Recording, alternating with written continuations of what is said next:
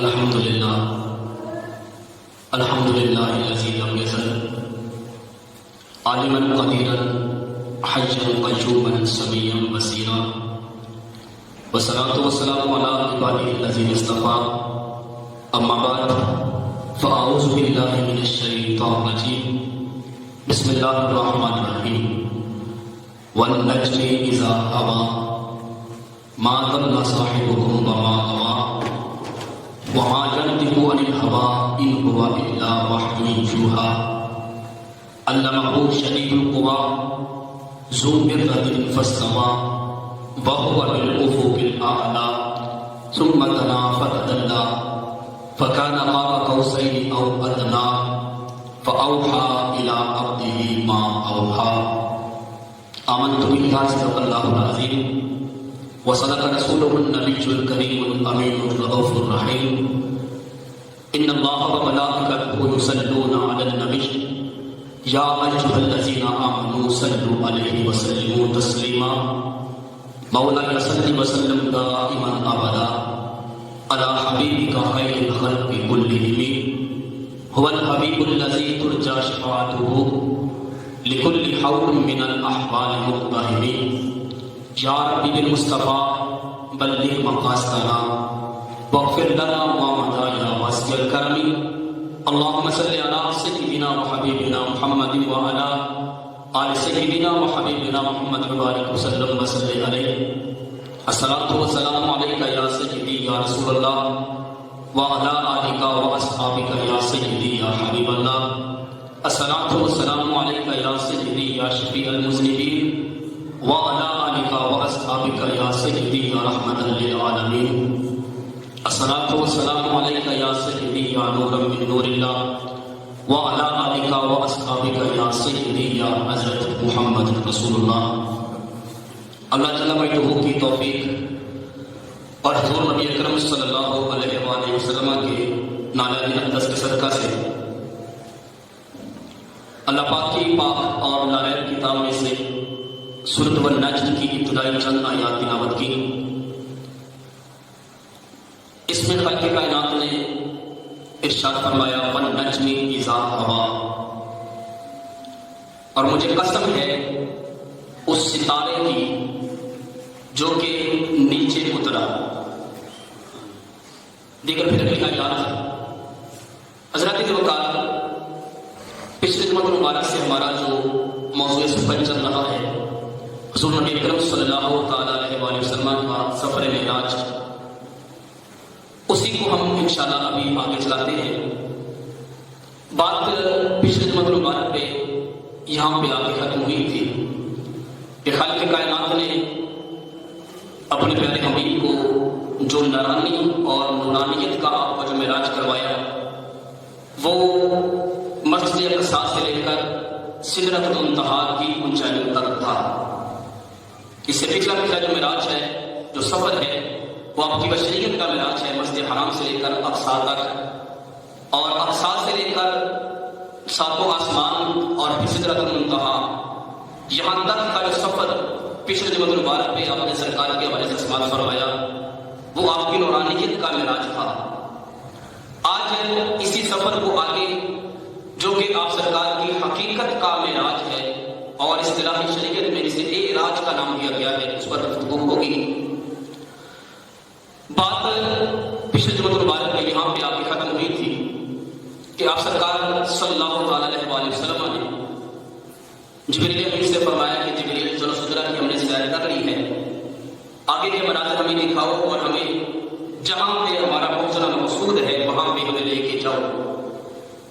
تو جبریل امین نے ہاتھ باندھ کر وہاں پہ عرض کی کہ یا رسول اللہ لو تنوت انملۃ احترقت، یہ میری جائے اقامت ہے، یہ میری حد اقامت ہے، یہ میرا جائے سکون اور جائے مسکن ہے، اس سے آگے میں ایک بالشت بھی نہیں جا سکتا۔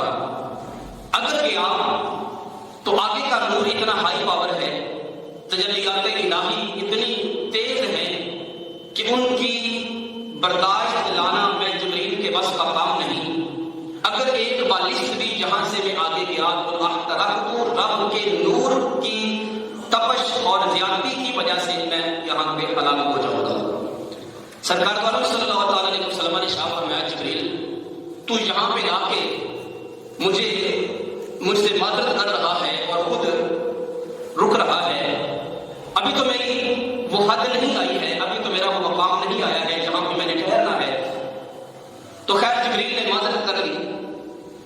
روایات میں کئی اقوال ہیں، کئی روایات یہ بیان کرتی ہیں کہ اس کے بعد جو براق تھا اس نے بھی معذرت کر لی کہ یا رسول اللہ جب جبریل نہیں جا سکتا تو میری نورانیت تو اس سے بھی کم ہے، تو میں آگے کیسے جا سکتا ہوں؟ حضور آگے کا جو سفر ہے وہ بہت ہی زیادہ ہے، بہت طویل ہے، اور آگے کی نورانیت بڑی ہائی پاور ہے، تو میں براق کی برداشت بھی وہاں تک نہیں ہے کہ ان تجلیات کو اپنے اوپر لے سکوں، حضور میری بھی معذرت ہے۔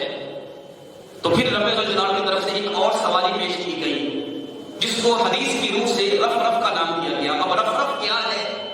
وہ ایک ہیولہ سا ہے، ایک بادل جیسا ہیولہ جو آپ سرکار کو اپنی آغوش میں لے کر پھر عرش کی بلندیوں کو پرواز کروانے کے لیے وہ آپ کے ساتھ آپ کو لے کر آگے بڑھا۔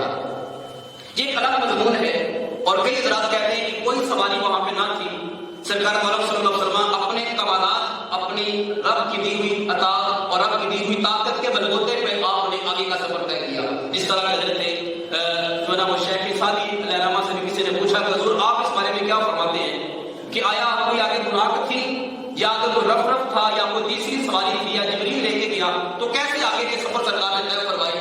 تو شیخ سعدی نے جواب دیا کہ اے لوگوں، نہ تو براق تھا آگے، نہ کوئی رف رف تھا، نہ کوئی تیسری سواری۔ حقیقت یہ ہے کہ بالا غلط غلام کمال تھی کہ وہ ذات اپنے کمالات کے ذریعے سے آگے کے سفروں کو پار کرتی ہوئی جا رہی ہے۔ کشفت جا پہ جمالی تھی، اس ذات نے اپنے نورانیت اور اپنے نور کی وجہ سے دین کے اندر جتنے بھی تاریکیاں اندھیرے تھے تمام کو دور فرما دیا اور ہر طرف اجالا ہی اجاگر کر دیا۔ حسنت جمیع کے ساتھ ہی اس ذات کے سارے جو نا محاسن، اس کی ساری عادات، اس کے سارے اخلاق بڑے ہی اچھے ہیں۔ تو صلو علیہ وآلہ، مومن ہونے کا تقاضا یہ بنتا ہے کہ اس کی ذات پر بارہا مرتبہ تو اس کو ہم نے پیش کیا جائے۔ تو حضرات ذوالفقار ایک الگ مضمون ہے کہ آیا آگے کون سی سواری سرکار کی بارگاہ میں پیش کی گئی اور کس پر بیٹھ کے آپ نے آگے کا سفر طے کیا۔ لیکن حقیقت حال یہ ہے کہ کسی بھی سواری کا وہاں پہ عمل دخل نہیں ہے، کوئی بھی سواری اس قابل نہ تھی اور کوئی بھی سواری اتنی پاور والی نہ تھی جو کہ سدرۃ المنتہا سے اوپر کا سفر سرکار کو پار کروا سکتی، کیونکہ نورانی مخلوق میں جبریل جو ہے سب سے ہائی پاور والا فرشتہ ہے۔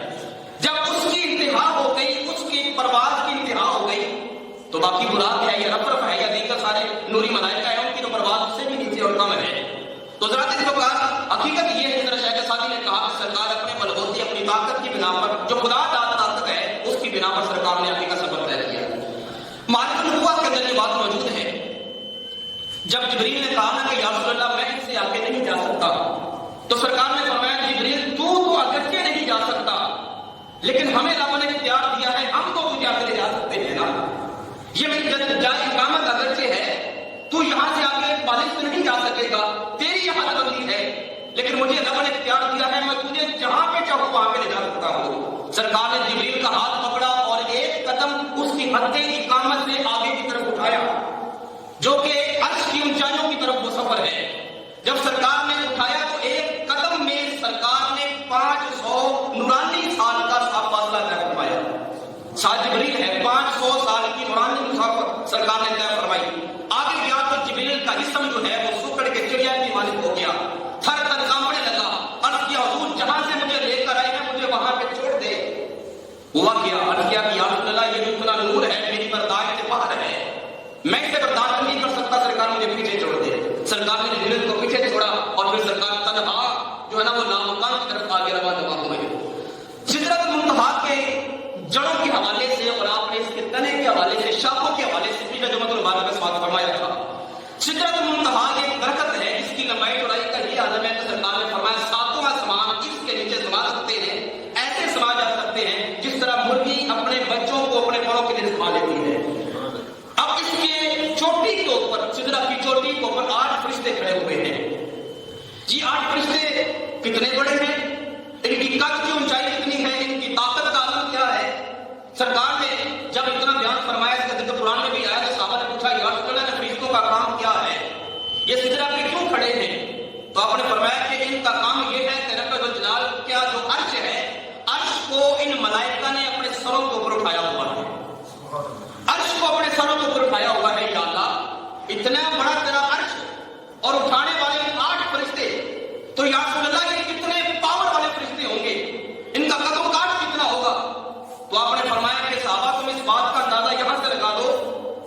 کہ کانوں کی لو سے لے کر کندھوں تک کا جو فرشتوں کا فاصلہ ہے، یعنی ان کی جو گردن بنتی ہے، ان کی گردن اتنی بڑی ہے جتنی زمین سے لے کر پہلا آسمان ہے.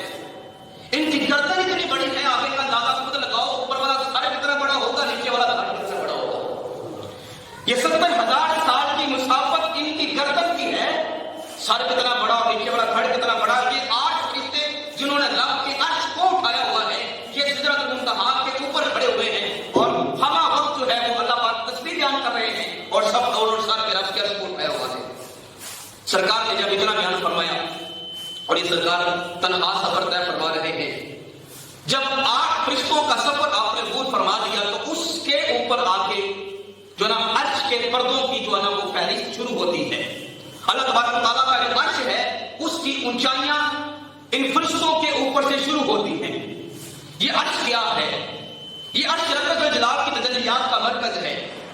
سدرۃ المنتہا سے لے کر اوپر تک کا جو سفر ہے وہ لامکان کی طرف سفر شروع ہوتا ہے. لامکان اسے کہتے ہیں جہاں پہ مکان کی تعریف صادق نہ آ سکے. اصطلاح شریعت میں حاوی کی سطح ظاہری اور محوی کی سطح باطنی کو مکان کہا جاتا ہے. آپ کے ساتھ الفاظ میں بیان کرو کہ 4 دیواری ہو، نیچے فرش ہو، اوپر چھت ہو، تو اس کو مکان کا نام دیا جاتا ہے.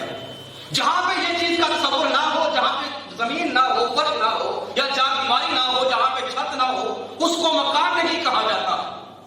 یہ ہمارا کمرہ، یہ ہماری مسجد کے مکان کی حیثیت میں ہے. اس لیے اگر ہم بڑی نظر میں دیکھیں تو یہ پورا جہان جو ہے، یہ دنیا، یہ کائنات کا نظام، یہ بھی ایک مکان کی صورت میں ہے. یہ چاروں طرف، یہ مشرق و مغرب، شمال و جنوب 4 دیواری کی حیثیت میں ہے. یہ زمین ایک فرش کی حیثیت میں ہے، آسمان ایک چھت کی حیثیت میں ہے. تو یہ کائنات کا نظام بھی ایک مکان کی حیثیت میں ہے. تو جہاں پر یہ چیزیں نہ ہوں اسے مکان نہیں بلکہ لامکان کہا جاتا ہے، کہ مکان نہیں ہے. لامکان کا معنی ہے مکان نہیں. اب عرش کی جو اونچائی ہے، عرش وہاں پر جو ہے وہ محوی کی سطح ظاہری تو ہے، یعنی عرش کی چھت تو ہے. عرش کی چھت کے اوپر کچھ بھی نہیں ہے. عرش کی چھت کے اوپر ایک کرسی ہے اور کرسی کے اوپر خالق کائنات نے کچھ بھی نہیں بنایا. لفظ کچھ کا تصور بھی نہیں ہے. وہاں پہ نہ تو سمتوں کا تعین ہے، نہ مشرق و مغرب کے حساب سے کوئی جہت ہے، نہ اوپر نیچے کا حساب ہے، نہ دائیں بائیں کا تصور ہے، نہ آگے پیچھے کا خیال ہے. وہاں پہ ہر طرف نور ہی نور ہے. وہاں پہ تجلیات الہی ہی تجلیات الہی ہیں. وہاں پہ برکات ہی برکات ہے، تجلیات ہی تجلیات ہیں.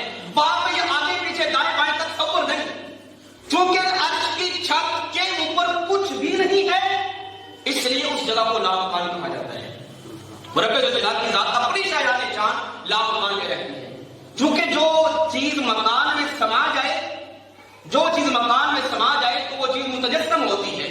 اس کا ایک جسم، اس کا ایک حجم ہوتا ہے. اللہ تبارک و تعالیٰ کی ذات جسم سے پاک ہے. جب وہ جسم سے پاک ہے تو مکان میں سما بھی نہیں سکتی، نہ وہ کائنات کے نظام میں اور مکان میں، نہ وہ دنیا داری کے کسی گھر میں اور کسی مکان میں. تو اس لیے اللہ تبارک و تعالیٰ کی ذات اپنی شایان شان لامکان میں رہتی ہے. ہاں اس کی طاقت، اس کی قدرت، اس کے کرشمے، اس کی جو نا وہ طاقتیں وہ ہر دل میں موجود ہے، اس کی ہر نظر ہر جگہ پہ موجود ہے، اس کی طاقت ہر جگہ پہ موجود ہے. وہ ذاتی طور پر لامکان میں رہتی ہے. تو اپنے محبوب کو اس نے لامکان میں بلایا. اب سدرۃ المنتہا سے لے کر لامکان تک جتنے بھی اونچائیاں ہیں، یہ اللہ تبارک و تعالیٰ کے ہائی پاور نور کے وہ سارے کے سارے کرشمے ہیں. جبریل جیسا فرشتہ بھی وہاں پہ جا کے مدد کر لیتا ہے، لیکن سرکار ان تجلیات کے پردوں کو پار کرتے ہوئے اوپر کی طرف جا رہے ہیں. وہ ملاکوت کا سفر آپ طے فرما رہے ہیں. وہ آپ نے سارے پردوں کو عبور کیا. یہ اس بات کی بجٹ دلیل ہے کہ سرکار کی نورانیت، جبریل کی نورانیت، سدرۃ المنتہا کی نورانیت اور آسمانوں کی نورانیت سے ہائی پاور کی ہے. جبل شبیل ایک پہاڑ کا نام ہے جو کہ مکہ مکرمہ کے قرب میں واقع خانہ کعبہ کے وہاں پہ سرکار کی بارگاہ میں جبریل آنے لگا تو اس کہنے لگا کہ یا باری تعالیٰ آج میں تیرے حبیب کی بارگاہ میں جانا چاہتا ہوں، لیکن جو میری اصلی شکل و صورت ہے میں اس شکل میں جانا چاہتا ہوں. مولا میرے جو 600 پر ہیں، 600 پروں کو سامنے رکھ کر اپنی نورانی شکل میں تیرے حبیب کی بارگاہ میں جانا چاہتا ہوں. رب نے فرمایا ٹھیک ہے چلا جا. سرکار حرم کعبہ میں ساتھ وہاں پہ بیٹھے تیغ لگا کے تشریف فرما ہے. جبریل امین آئے، آسمانوں سے اتر کر وہ جبل شبیر ہے اس کے اوپر کھڑے ہو گئے. کھڑے ہوئے تو رب نے فرمایا وہ دیکھو میرے سامنے حبیب بیٹھا ہے خانہ کعبہ میں، جاؤ اس کی بارگاہ میں اپنا جا کے اپنا آپ چہرہ دکھاؤ، اپنے جلوے دکھاؤ، اپنے پر دکھاؤ، اپنی اصلی حالت، اپنی شکل و صورت دکھاؤ. جبریل اس پہاڑ سے نیچے اتر کر محبوب کی بارگاہ میں نہیں آ رہا، نہیں آ رہا۔ رب نے پوچھا کیوں نہیں جاتے؟ اس نے ایک جملہ بولا، اس نے کہا کہ یا باری تعالیٰ میں اس لیے نہیں جا رہا کہ جو نور، جو تجلیات میں سدرۃ المنتہا اپنی حد سے اوپر دیکھتا ہوں، وہی تجلیات میں آج خانہ کعبہ میں دیکھ رہا ہوں۔ اگر جہاں پہ آگے گیا تو میں جل کے بسم ہو جاؤں گا۔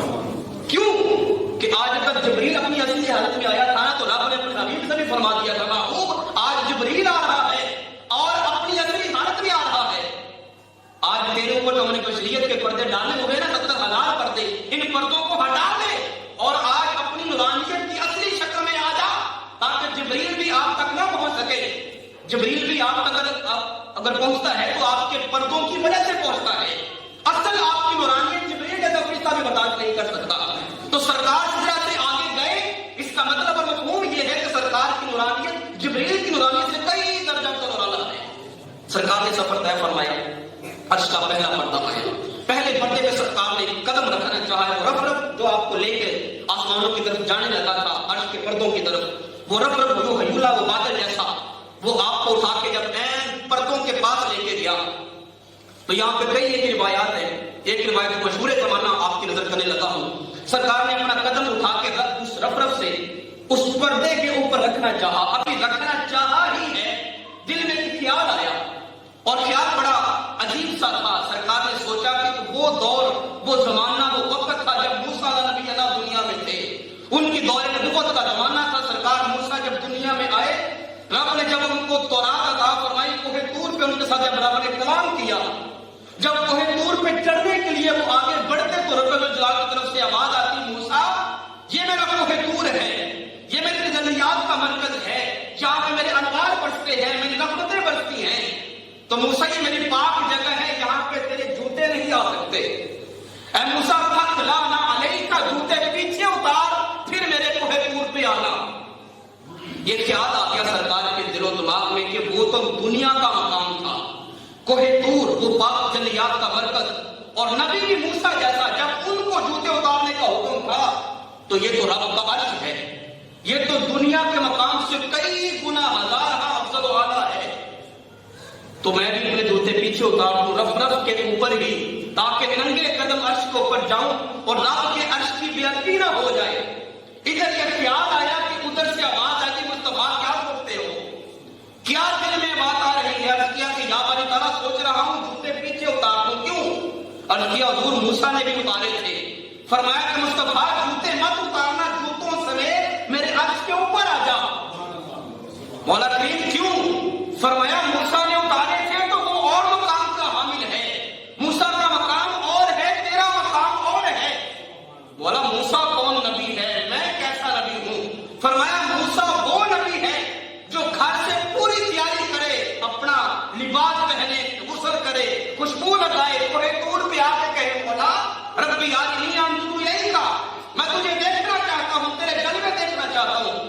آگے سے آواز ہے موسیٰ لن ترانی، تو مجھے نہیں دیکھ سکتا، لیکن مصطفیٰ ایسے حبیب کو کہتے ہیں، ایسے دوست کو کہتے ہیں جو خواہش کا اظہار بھی نہ کرے، اپنے گھر میں آرام کی نیند کر رہا ہو، رب جبریل بھیجے جا کے مصطفیٰ کو بلا لا، آپ میرا دیدار کر لو۔ سبحان اللہ۔ تو فرمایا کہ محبوب جوتے مت اتارنا، موسیٰ نے اتارے تھے تو ان کا مقام اور ہے، تیرا مقام اور ہے۔ خیر سرکار نے اپنے جوتے مبارک نالین اقدس سمیت اپنا قدم رف رف سے اٹھا کے عرش کے سینے کے اوپر رکھا۔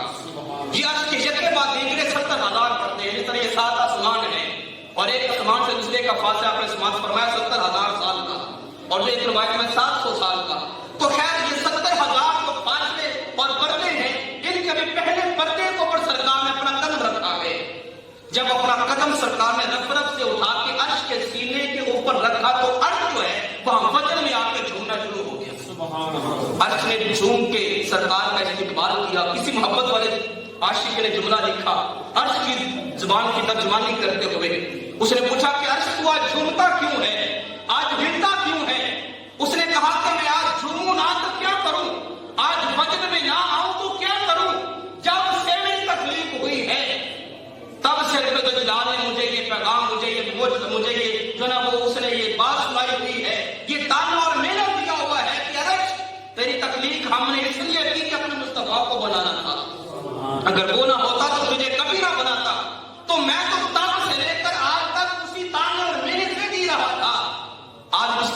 قدم چومنے کا موقع ملا ہے، میں تو خوشی میں چوم رہا ہوں کہ اس کے صدقے خالق نے میری تکلیف فرمائی اور اس کے قدم چومنے کا میرا تو موقع مل گیا۔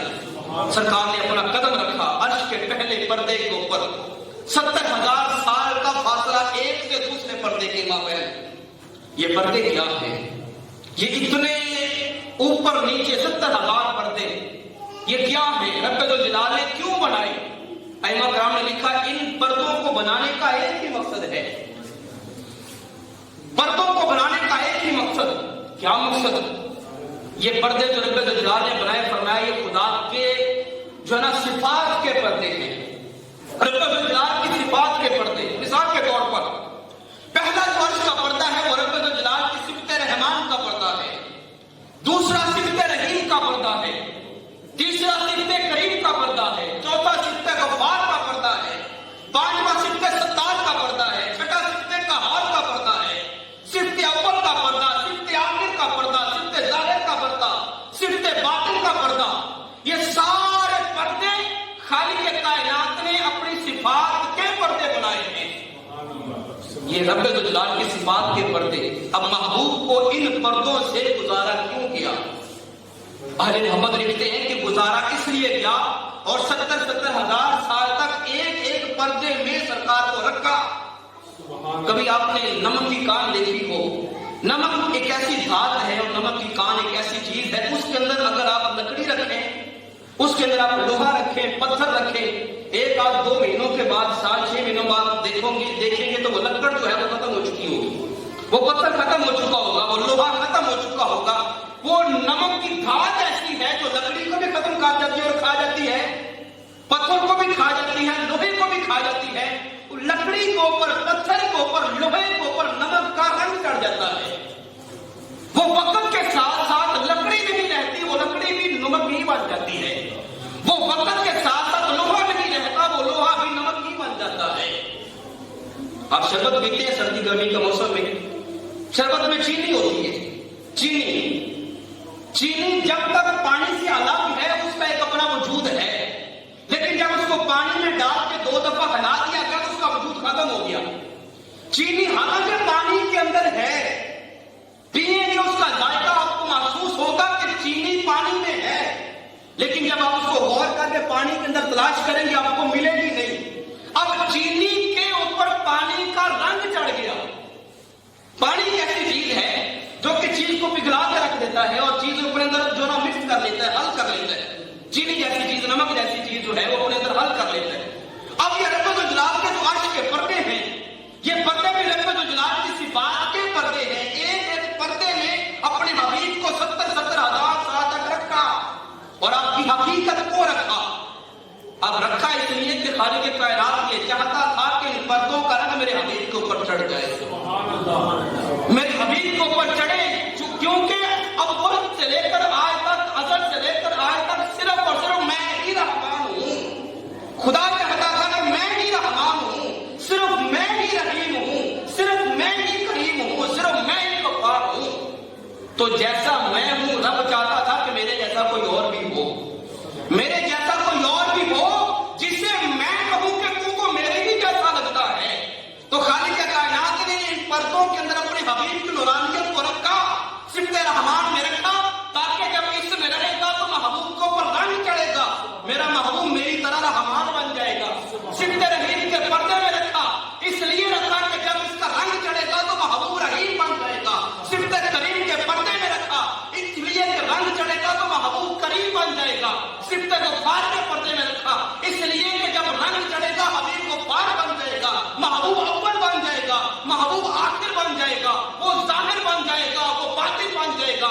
تو جو صفات میں رب الجلال کی ہیں، جب ان کا رنگ میرے حبیب کے اوپر چڑھ جائے گا تو میرا محبوب میری صفات کا مظہر عطم بن کے لوگوں کو دکھائی دے گا۔ نعرہ تکبیر، نعرہ رسالت، نعرہ حیدری، عظمت و شان مصطفیٰ۔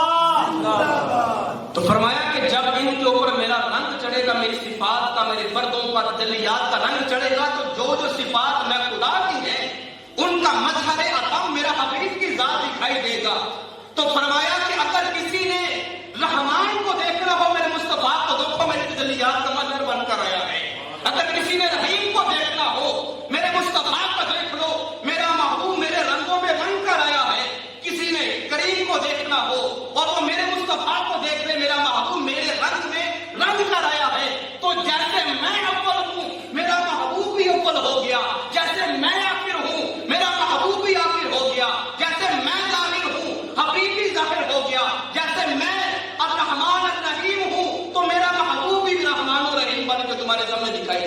آخرکار ایک ایک پردہ سرکار اس کے اندر سے گزرتے گزرتے اوپر کی طرف پروان کر رہے ہیں، اور یہ سرکار کی حقیقت کا معراج ہے۔ سرکار ان پردوں کو ایک ایک قدم کے اندر طے کرتے ہیں۔ 70,000 سال کا فاصلہ ایک ایک قدم میں سرکار طے فرماتے جا رہے ہیں۔ جیسے جیسے اوپر کی طرف جا رہے ہیں، رب کی تجلیات، رب کے انوار، رب کی رحمتوں اور برکات اور نورانیت کے جلوے ہائی سے ہائی پاور تک ہوتے چلے جا رہے ہیں۔ سرکار کو ان پردوں کو، ان نورانیت کو، ان حقیقتوں کو، ان جلووں کو اپنی حقیقت کے اوپر لے رہے ہیں اور اوپر کی طرف بڑھتے چلے جا رہے ہیں، یہاں تک کہ ایک پردہ آیا جو کہ آخری سے 2-3 پردے نیچے ہے، انتہائی آخر والے پردوں کے قریب سرکار چلے گئے۔ جب آخر والے پردوں کے پاس گئے تو سرکار نے ایک وحشت سی محسوس کی اور دل میں ایک خوف سا محسوس ہوا کہ ہر طرف نور ہی نور ہے، نہ یہاں پہ کوئی دائیں کا تصور ہے، نہ بائیں کا تصور ہے، نہ آگے پیچھے کا تصور ہے، نہ مشرق و مغرب کی جہتیں ہیں، ہر طرف نور ہی نور ہے۔ سرکار جب بڑھتے سے بڑھتے چلے جا رہے ہیں، ایک آواز آئی جب سرکار نے دل میں دہشت سی محسوس کی، وحشت سی محسوس کی کہ ہر طرف تنہائی ہی تنہائی ہے، نور ہی نور ہے، تجلیات ہی تجلیات ہے۔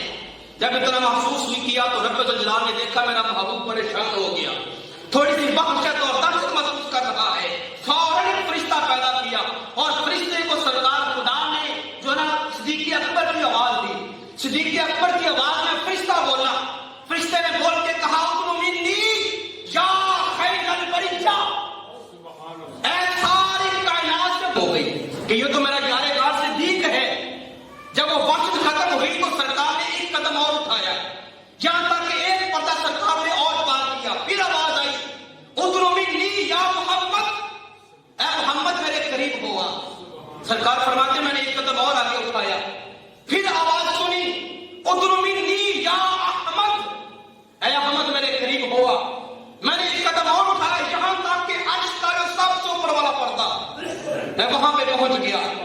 وہاں پہ پہنچا تو میں ایک طرف اور عجیب سی وحشت اور جو دہشت محسوس کر رہا ہوں۔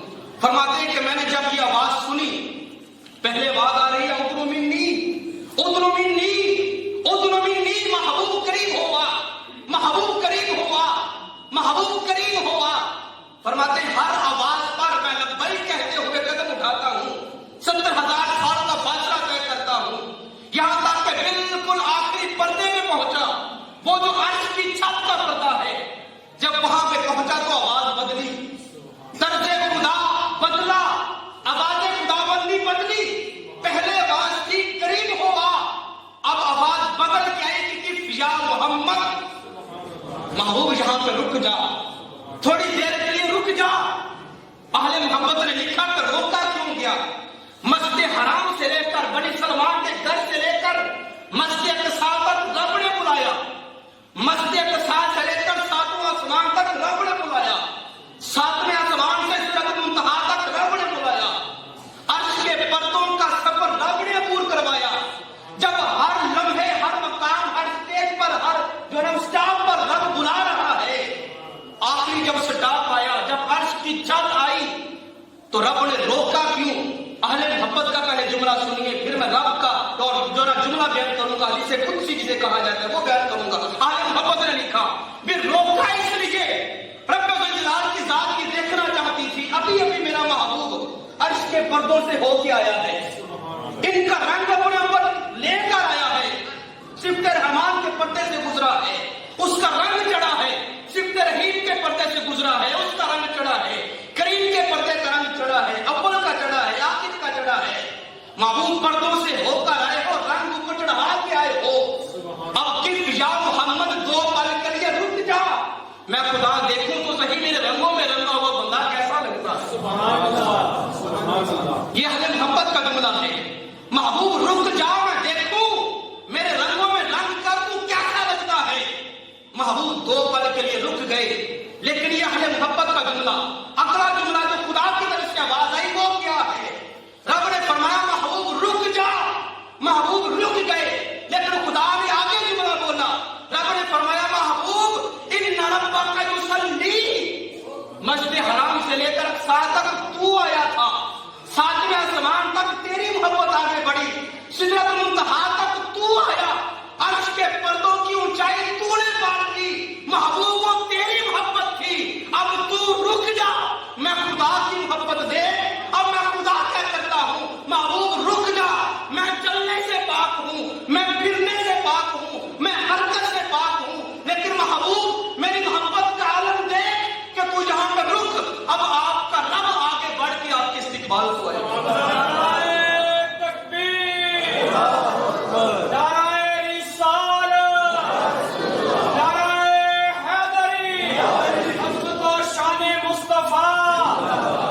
महबूब तू दो पल के लिए रुक जा, वो तेरी मोहब्बत थी कि तू आया था, अब मेरी मोहब्बत देख के इन्ना रब्बका युसल्ली, मैं आगे बढ़ के इस्तिकबाल भी करता हूँ, तेरी जात पे सलातो सलाम के नजराने भी पेश करता हूँ।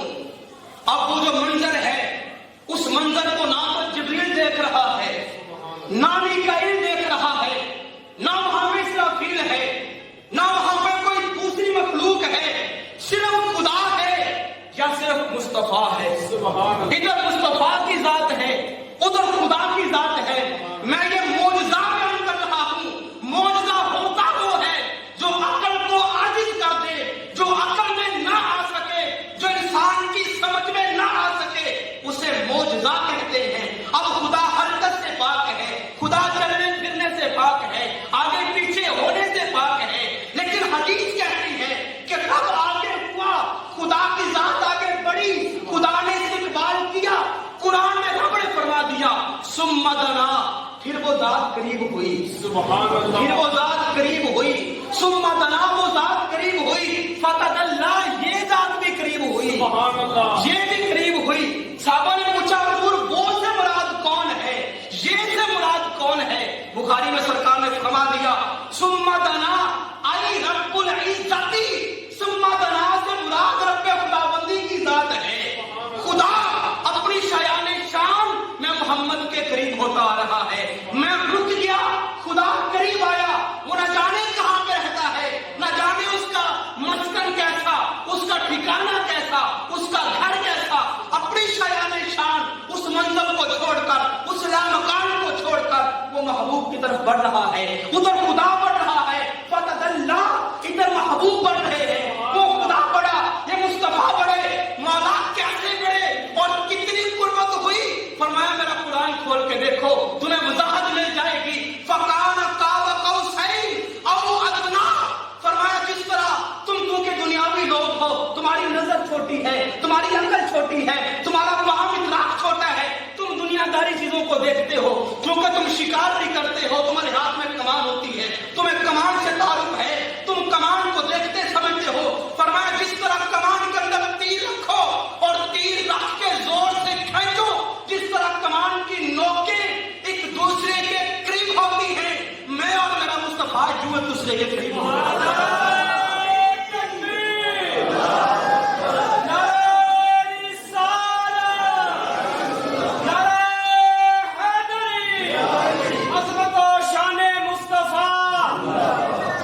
फरमाया जिस तरह कमान की नोकें करीब होती हैं, मैं और मेरा मुस्तफा यूं करीब हो गए।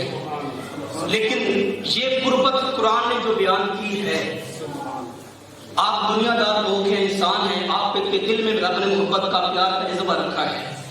अगर सालों बिछड़ा आपका दोस्त आपके यहाँ मिलने के लिए आए तो आप कभी भी 2 फुट पीछे खड़े उसके साथ हेलो हाय नहीं करेंगे, सलाम दुआ नहीं करेंगे, दूर से भी घर से कर लें, लेकिन दिल में मोहब्बत का तकाजा ये होगा कि आप उसके साथ सलाम लेंगे, हाथ मिलाएंगे। लेकिन हाथ मिलाकर भी अभी आपके दिल की मोहब्बत का जो ना वो पूरी नहीं होगी, और आपका दिल चाहेगा भाई इतना सालों के बाद मेरा दोस्त भाई आया है तो मैं इसको गले ना लगा दूं। ये इंसानी मोहब्बत का तकाजा है, और ये मोहब्बत रब ने थोड़ी सी इंसान के दिल में रखी है। जो मोहब्बत का जज्बा है ना, मोहब्बत के 100 हिस्से रब ने किए, जज्बे मोहब्बत के 100 हिस्से किए। एक हिस्सा रब ने पूरी दुनिया में तकसीम किया है।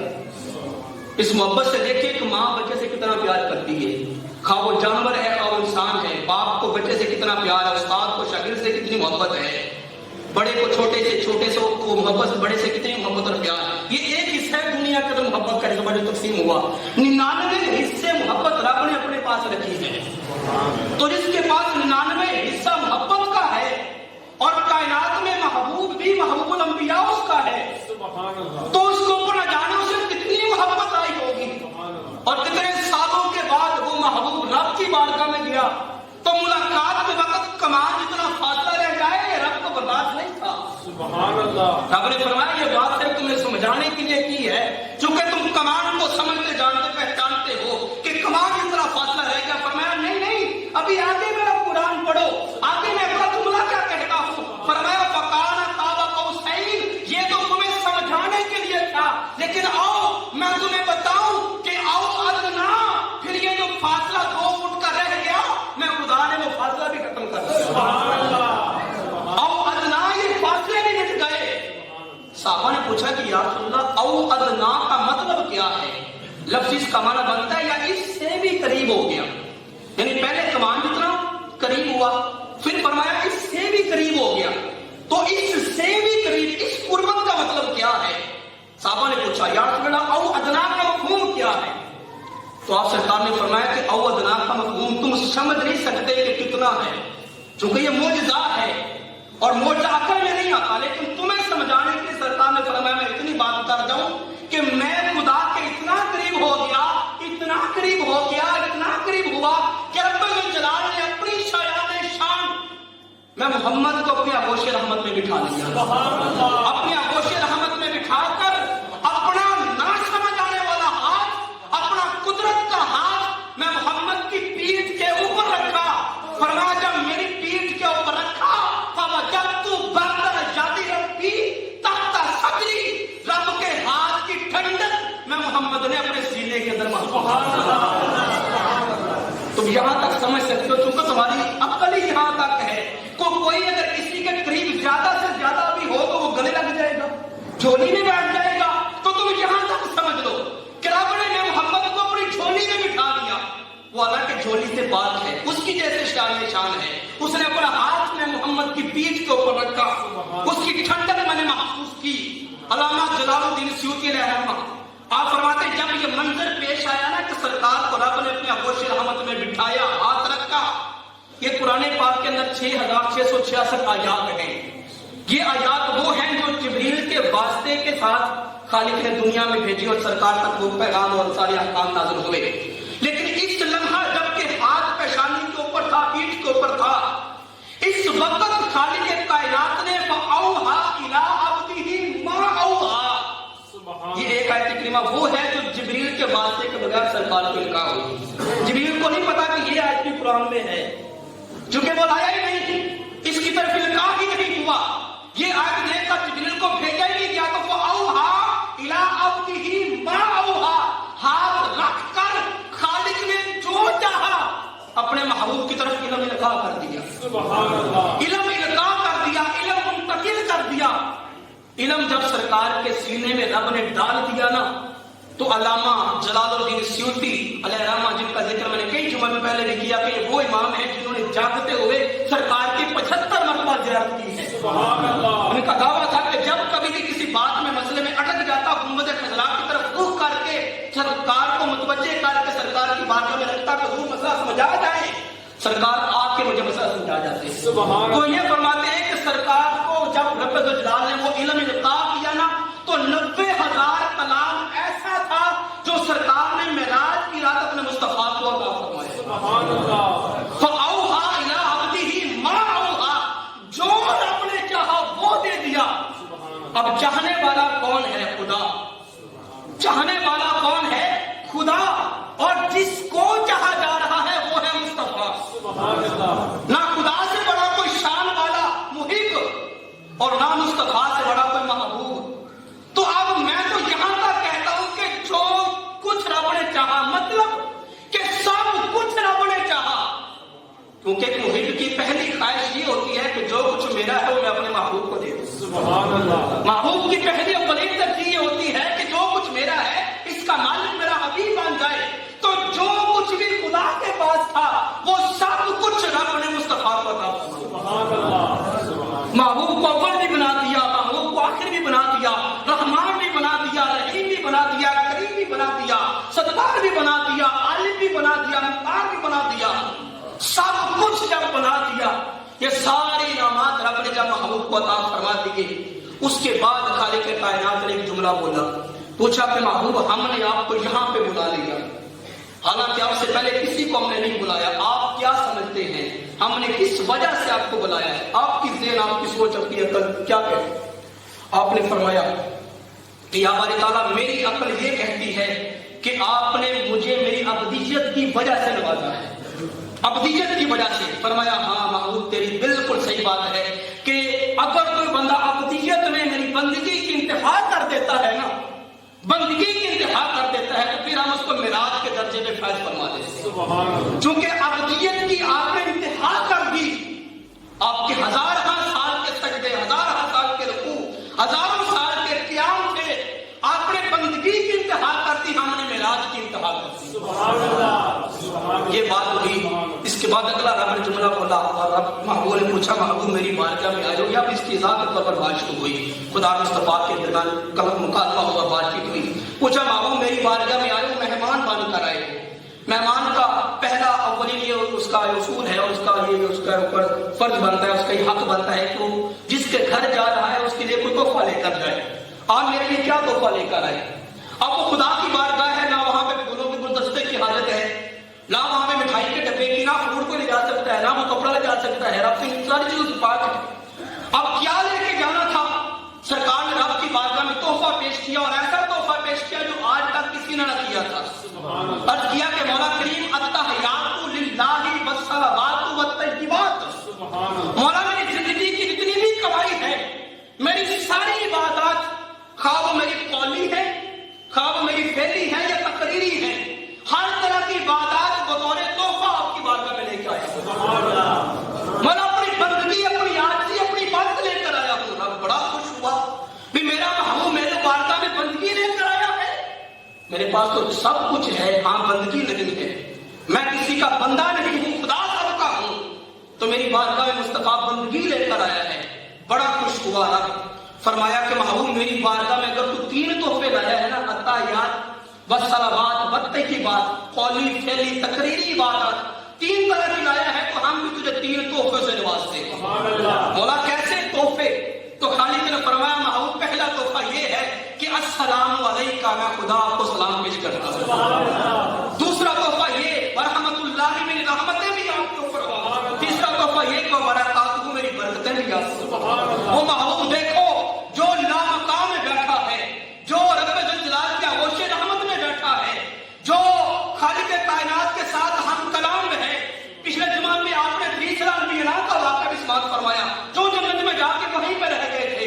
عیسیٰ بھی تھے تو آسمانوں میں چلے گئے، جان بچا گئے۔ دیگر کئی نبی تو جنتوں میں چلے گئے، آسمانوں پہ چلے گئے، لیکن یہ مصطفیٰ ہیں، دیکھو نہ جنت میں ہیں، نہ آسمان پہ ہیں، نہ سدرہ پہ ہیں، نہ عرش پہ ہیں، خدا کی آغوش میں ہیں۔ جب دیکھا نا آج رب بڑا جو ہے نا شان میں اور بڑا نواز رہا ہے، اور میرے اوپر سلامتی پیش کر رہا ہے، مجھے نواز رہا ہے، تو عرض کیا مولا پھر صرف میرے اوپر سلامتی، صرف میرے اوپر رحمتیں اور برکتیں نہیں مولا، مجھے رحمتوں اور برکتوں سے نہ نواز۔ السلام علینا وعلی عباد اللہ الصالحین، مولا سلامتی میرے اوپر بھی نازل فرما، میری امت کے وہ گنہگار جو آج رات زمین پہ سو رہے ہیں، مولا صاحب کو سلامتی۔ سبحان اللہ۔ آپ کو یہ بات بڑی پسند آئی کہ میرے محبوب کو امت کا کتنا خیال ہے، کتنا خیال ہے۔ تو عرض کیا کہ محبوب میری امت کو کبھی سلامتی فرما۔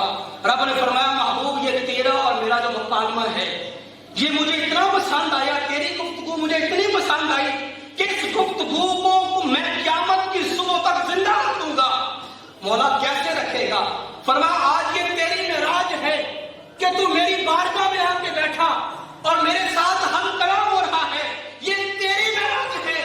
جو شخص یہی جملے نماز کے اندر بیٹھ کے دہرایا کرے گا، یہ نماز کے جملوں کی وجہ سے اس بندے کی میں معراج بنا دوں۔ سبحان اللہ۔ فرمایا کوئی بندہ اس نماز میں بیٹھ کر ان جملوں کو دہرائے، اس منظر کو یاد کر لے، ہماری ملاقات کو یاد کر لے، دنیا میں بیٹھتے بٹھائے اس بندے کی معراج ہو جائے۔ سبحان اللہ۔ گفتگو ہوئی، یہاں پہ میں ایک جملہ اور بھی بول جاؤں گا۔ عرش رب ذوالجلال نے بنایا ہے، اس کے اوپر کرسی رب نے بنائی ہے۔ آپ کو پتا ہے کرسی کا کوئی شبد ہے، کرسی جو ہے نا وہ بنائی جاتی ہے بیٹھنے کے لیے، اور عرش جو ہے اس کے 70,000 پردے آپ نے ان کی وجہ سماعت فرما لی کہ وہ کیوں بنائے. ریزن کیا ہے بنانے کا کہ اس صفات کے پردے محبوب کو ان سے گزارنا تھا, رنگ چڑھانا تھا, اس لیے پردے بنائے. اب عرش کی چھت کے اوپر رب نے کرسی بنائی. اب کرسی تو ہوتی ہے بیٹھنے کے لیے, اب رب تو بیٹھنے سے پاک ہے, لہٰذا اس نے کرسی کیوں بنائی؟ جب وہ بیٹھتا ہی نہیں ہے تو کرسی کیوں بنائی؟ تو ائمہ کرام نے یہ جملہ بھی لکھا کہ عرش بنایا ہے رب الجلال نے صرف اور صرف مصطفیٰ کے قدم ٹکانے کے لیے. سبحان اللہ. عرش اتنا بڑا رب نے مصطفیٰ کے قدم ٹکانے کے لیے بنایا, اور کرسی رب نے بنائی ہے مصطفیٰ کو بٹھانے کے لیے. سبحان اللہ. جس محبوب کے بیٹھنے کا جو نا وہ جگہ اسٹیج کو کرسی اتنی بڑی ہے, اس محبوب کا مقام کتنا زیادہ ہوگا. ذرا کسی بکاری گفتگو ہوئی, سرکار دنیا میں آئے, دنیا میں آ کے آپ نے اعلان کیا کہ لوگوں میں راتوں رات مسجد حرام سے ساتھ اب گیا, ساتوں آسمانوں کی سیر, جنت و جہنم دیکھ لینے کے بعد پھر میں نے جو ہے نا وہ رب الجلال کے آغوش میں بیٹھ کر رب کا دیدار کیا. باقی گفتگو تو آئندہ جمعہ پہ ہوگی انشاءاللہ کہ کیا کیا کچھ دیکھا.